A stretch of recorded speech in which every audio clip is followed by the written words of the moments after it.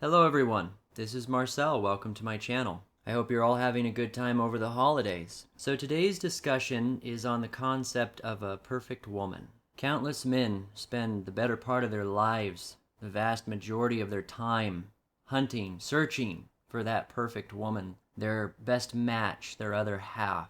Now I'm sure most of my MGTOW brethren are just going to say she doesn't exist. They're wasting their time, and that's an excellent answer. I would agree, though such a dismissive response doesn't really tell us much. When I was growing up, I would say around my later teens, I found myself chasing a variety of women. Some from different walks of life, some from different physical appearance categories, if you want to call it that. The first assumption may have been that my standards were low, but that's not entirely true. A big part of it was I was still kind of discovering myself and deciding what I really wanted. When I would meet someone new, if they had a characteristic or a behavior, a physical feature that I found really interesting or very attractive, as the case may be, I would become infatuated with that person. Now, not necessarily in a shallow way, it could be the way she treated me was novel and may have even caught me off guard. And that was initially what attracted me to them. I never found myself very interested by the quote-unquote most popular girl in school. There almost seems to be a category of woman that fits into that slot. Kind of a typical alpha female, and I had already dated that type of woman previously, so I was never that interested in the same type of woman twice. Nonetheless, when I would come across someone that had that feature that intrigued me at the time, I would become really focused on that one woman for that one reason, and I would kind of negate or not pay attention to whatever flaws or other things that were going on with her. And that was one of the main reasons why a lot of the relationships that I was in, well, technically all of them, failed. Now, I don't believe that I'm alone. When it comes to males, we pick up on any kind of a project or thing that we're doing.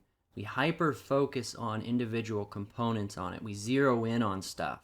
And that's how we're able to break things down and fix them, build them, create them one item at a time. We have the ability to centralize our focus in a particular area. Females, on the other hand, they have an easier time diversifying their thoughts between several subjects, several different projects, and have a harder time focusing on one specific thing. Some call it scatterbrained, some call it multitasking. Take your pick. Thing is, in the case with guys and their ability to focus on topics one at a time, specific concepts, I would see no reason to assume relationship dynamics are any different. Some guys, if not most guys, may zero in on a particular woman's feature, whether it be something physical or something romantic, emotional, whatever. They'll zero in on that and be so focused on it that they won't acknowledge all the other things that are going on, because that's the way male brains work. In my case, growing up, it happened so often that I would be focused on a woman because of some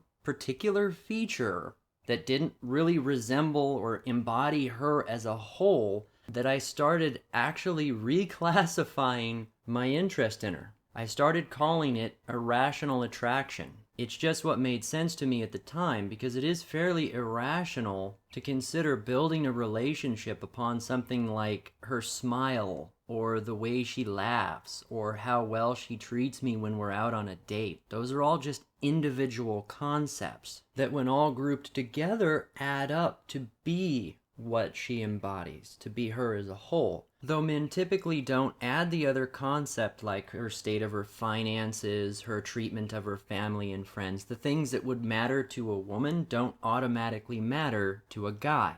Women have a much easier time dealing with that. When they look at a guy, they take everything he is, his finances, his capabilities, the way he treats her, the way he interacts with his family and his friends, and they kind of group that all together in him to where he is one being. All of his individual components get blurred together, and then that gets translated into a feeling, and that feeling defines him and the state of the relationship. The same could be said about memories. Guys think of things in components, in individual memory fragments, happy times versus unhappy times. And even though the human brain does hyper memorize things that are particularly negative or extreme, over time, things that were happy get reinforced for the most part, whereas the negative things get repressed. It's not as easy for males to sit back and think of the entire relationship as one solid experience. It's all in components. Am I alone in that? Maybe not. Men's brains are like art drawn with Sharpies, fine edges and clean-cut corners. Women's brains are like art done with watercolors, blurred and blended together. Maybe if you step back, the portrait's almost exactly the same, but the way that they got there is entirely different. The way it's all laid out is different. So the whole point of everything I just said is essentially that it's really difficult for the typical guy, let's say a blue pill guy, to sit back and look at the whole picture that is that woman. Another thing that a lot of these blue pill guys do not realize when they're picking out this supposed perfect woman, the one that they think that's right for them, is that a woman is a reflection of everything that is around her. I've seen this a lot when it came to dealing with dating foreign women, dating women in general, is that a woman is sort of like looking at a mirror. And instead of seeing your own reflection in the mirror, you're seeing her, the woman. And around her, within that reflection, this mirror that basically embodies her, is everything around her reflected back. She is herself kind of the mirror, forgive the analogy here.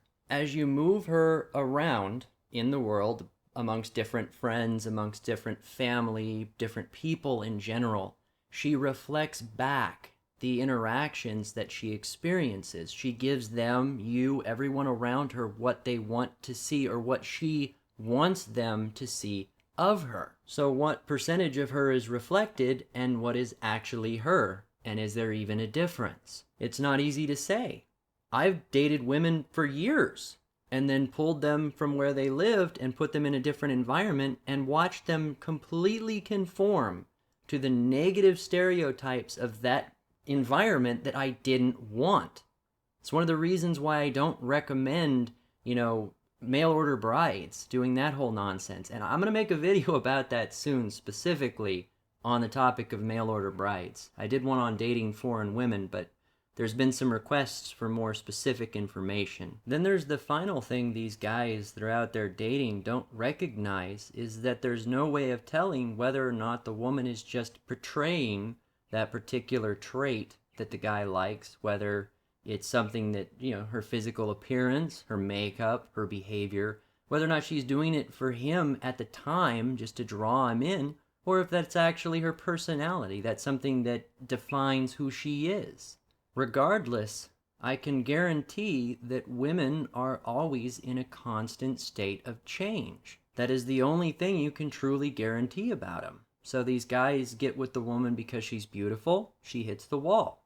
Gets with her because she doesn't have kids, she gets pregnant. Falls for her as friends because of how well she treats him, only to find out that she treats her boyfriends differently than she treats her friends. The woman that he's with tomorrow will not be the same as the woman he's with today, and is nothing like the woman he was with yesterday. And even women will admit to that. So what actually defines a perfect woman? Perhaps a woman that can be defined as anything specific in the first place? Though would she even allow herself to be categorized?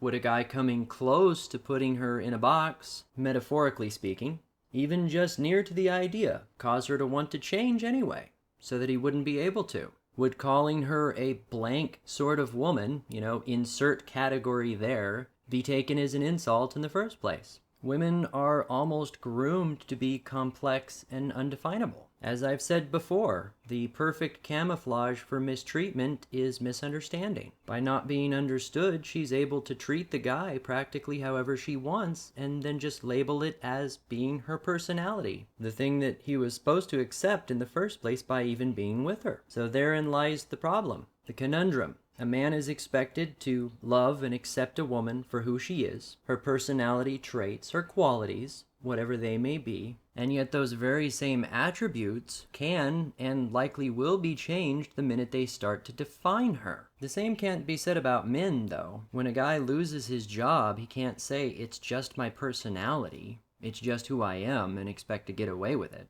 No, that's blended in with all of that defines him. So if it is only possible to love a woman for who she is, and who she is in a constant state of change, then is it even possible to really love a woman at all? A perfect woman is like a snapshot in time. She's there for just a moment, with those circumstances, within that environment, surrounded by those people, and then that moment is gone and will never exist again. And it is only by the hyper-focusing, zeroing in nature of men that guys can live in that moment and assume that it will exist forever. And that, gentlemen, is why, in my opinion, the perfect woman will never exist for more than a fraction of a second. Well, let me know what you think. Tell me down below. I want to hear what you have to say, if you agree, disagree. And if you want to hear more content like mine, like, subscribe, share, and until next time, this has been Marcel.